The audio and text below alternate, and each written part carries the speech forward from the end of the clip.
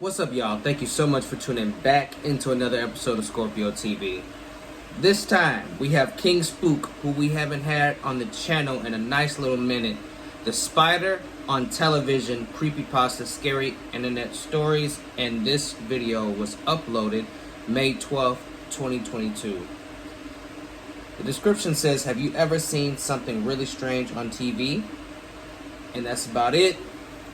So I'm not going to ramble on.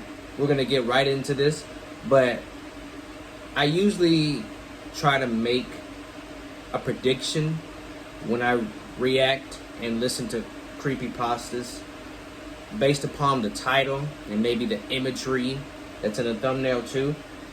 But all we have is an old television. So I'm going to assume the spider on television, maybe the spider starts on the television and then towards the middle or towards the end of the story it somehow comes out of the television and into this person's like actual room. But that's my prediction.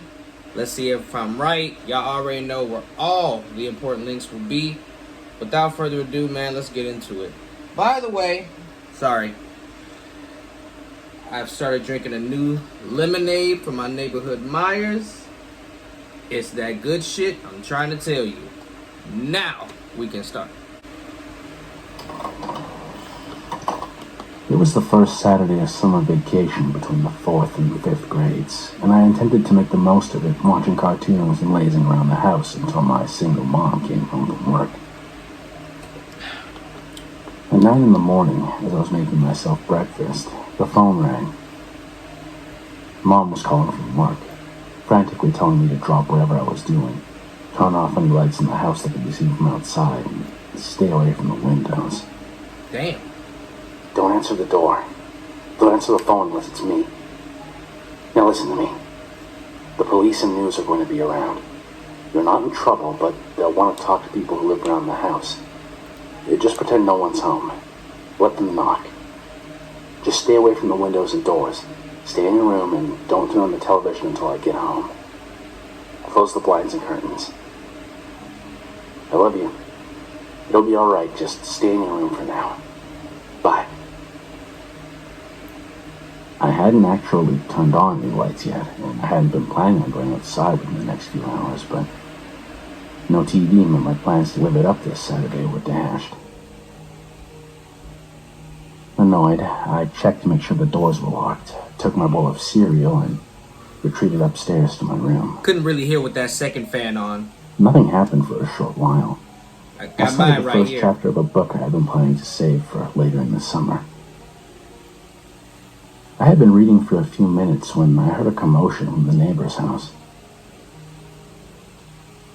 Peering through the blinds near my bed and across the cul-de-sac, I saw the family in the house across from ours piling into their minivan.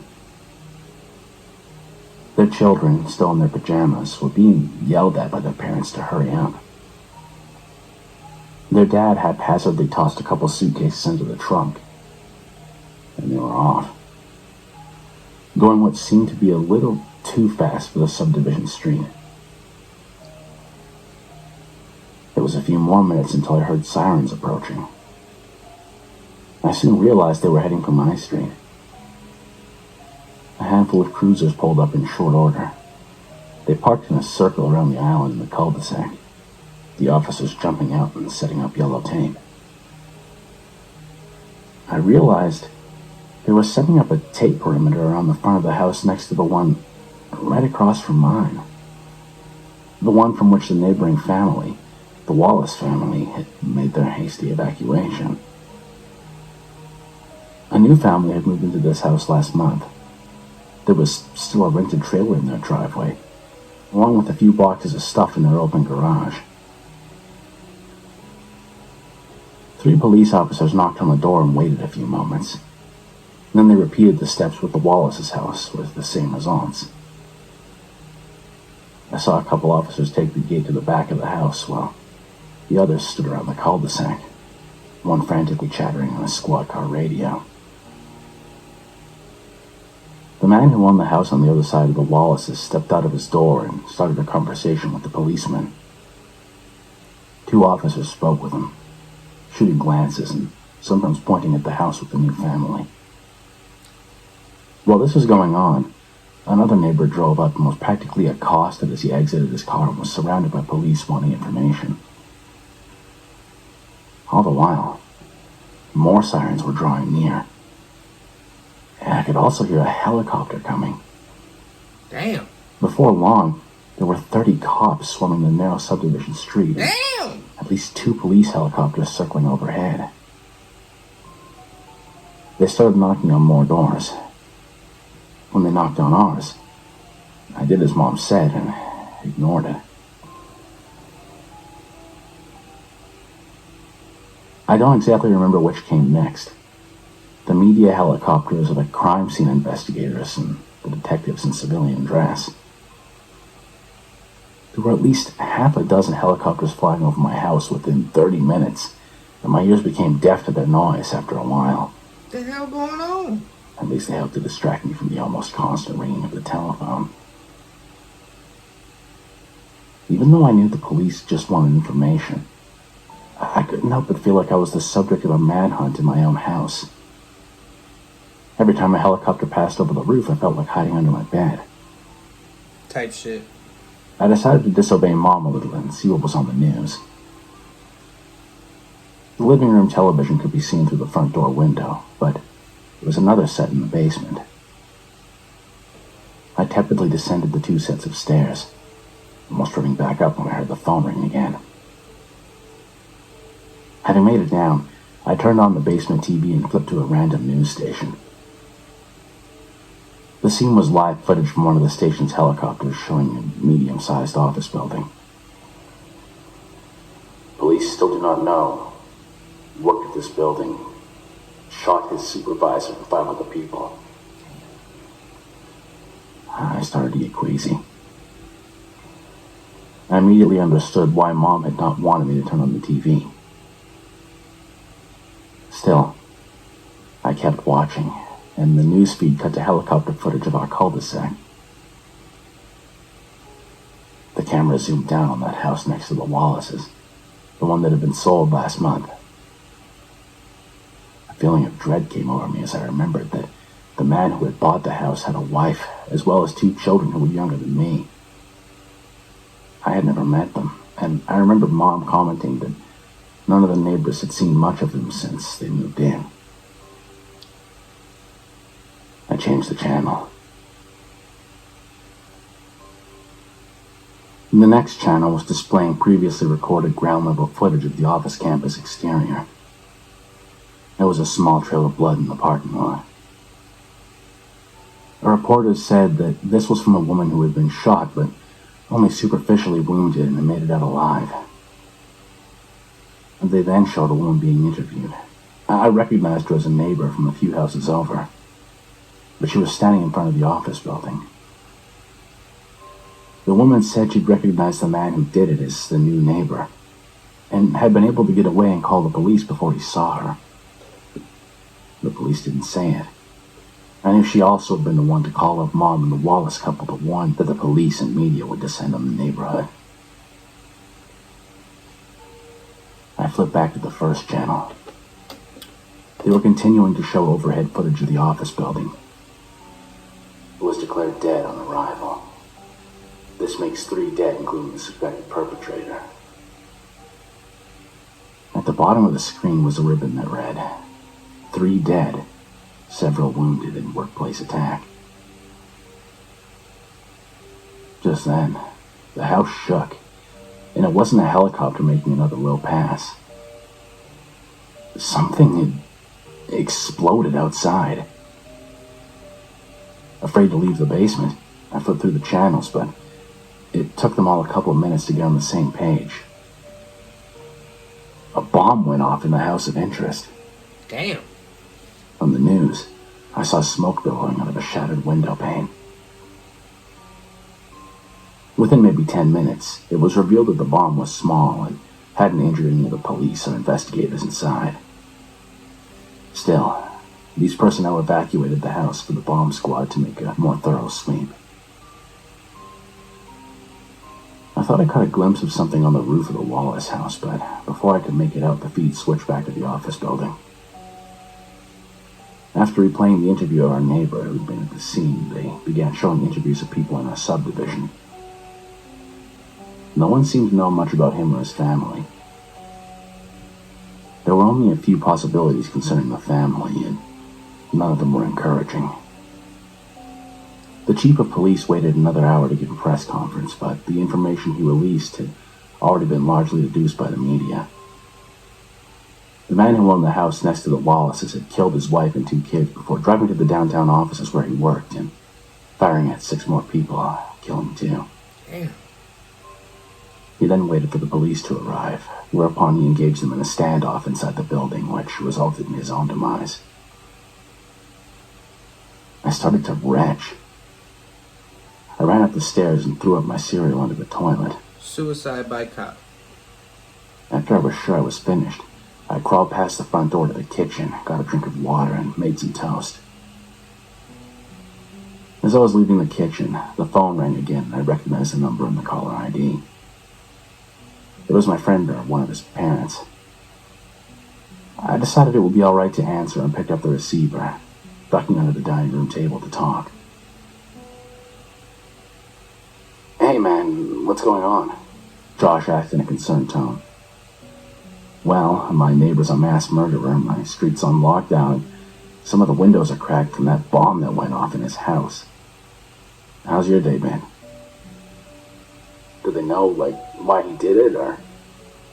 "You know as much as I do. Mom and I barely ever saw the guy.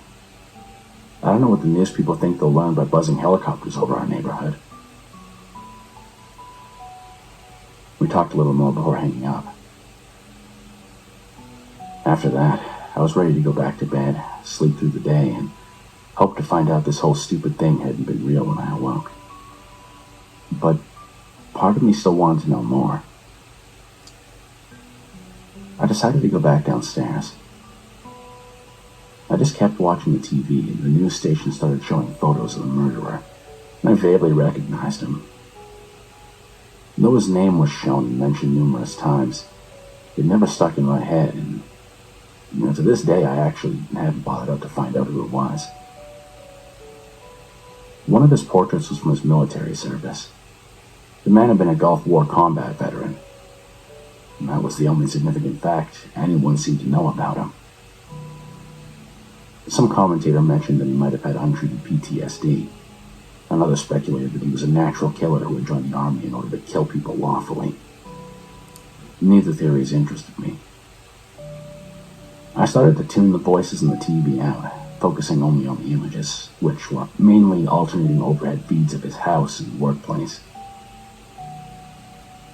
During one of the house broadcasts, I noticed something on the roof of the Wallace house. A giant, slightly hairy, brown spider. It was about the size of a refrigerator. Damn! It was flattened on the roof of the garage with its fangs pointed in the direction of the attacker's house. Here we go. There was nothing special about this spider other than its size and the fact that no one in the news seemed to notice it. Big as a refrigerator. It didn't have glowing red eyes or anything like that. It was just an oversized spider of indeterminate species laying there, perfectly still, and its dull color allowing it to somewhat blend into the roof. I guarantee it's gonna flash up on the screen to scare the After shit all out that of had me. happened, I wasn't as shocked by this as you might think. I knew what I was seeing was impossible and wrong, but was strangely unfazed by it. Maybe my mind was at a loss as to how to respond and simply chose not to. In any case, the spider stayed there anytime the TV showed the overhead feed of the houses, and so it remained for an hour or so. Eventually, I went up to my bedroom to see if I could see the spider from there in person. But the upstairs windows didn't provide a clear view of the Wallace's garage roof, at least not through the closed blind and cracked glass. Frustrated, I returned to the basement to find them replaying the police chief's press conference. Then there was another interview. The interview was of Lacey Tanner, one of our neighbors from up the street who was known to be an attention-seeking gossip. A somewhat heavy-set blonde with a Valley Girl accent, she was the subdivision's busybody. I remember being particularly annoyed and a little angry with her when my mom was in a car accident that resulted in very minor injuries, and she told everyone she was in critical condition. Lacey was being interviewed by a reporter a few houses down from mine. Our cul-de-sac could be seen taped off from down the street. Funny, her house was on the other side of the subdivision from ours, yet she just happened to be standing around when the media wanted to talk. Cap. Well, to be fair, there were other neighbors gathered around to watch what was happening, but still, She it won't was clout. just like her. Yeah, we all knew he was going to be involved in something. The guy always gave me creeps. Every time I pass him on the sidewalk and say hi, he'd just nod and give me this penetrating, leering look. Cap. Bullshit. Exactly. The man never left his house often enough for that to be true, and none of the neighbors were expecting him to do something like this. They just didn't know anything about him. Bullshit. This is like the time she That was funny. told people a neighbor who'd been caught being a peeping Tom was well, when it was really just spying on a woman across his house who liked to walk around naked with the windows open. When the feed once again switched back to the man's house, the spider had shifted. It was only a slight shift. The spider was pointing in a slightly different direction, but with such observed changes being unsettling enough to see in a normal spider, this realization made me start to clam up. It certainly didn't help that it was clear at this point that no one else was seeing it. Right. I watched that spider on and off for 2 more hours. The newscasters didn't comment on it, and it didn't move again. That is, until I saw it twitch, then start to crawl, then crawl off the roof behind the house and disappear from the camera's view. Shit. Sometime later, my mom came home. I don't remember much else after that point in the day. We moved to a different city a few weeks later, and I still don't know any more information about that event than what I remember from that day, nor do I care to research it. And I never told anyone at my school about it. However, though I can't be certain, I have at times thought I've seen the spider again. Sometimes when watching coverage of tragic and violent events, I think I catch a fleeting glimpse of it on screen. Whether it's real or just my imagination, each time this happened, my mind reiterates the realization that popped into my head when I saw that spider crawl away all those years ago. Evil is real.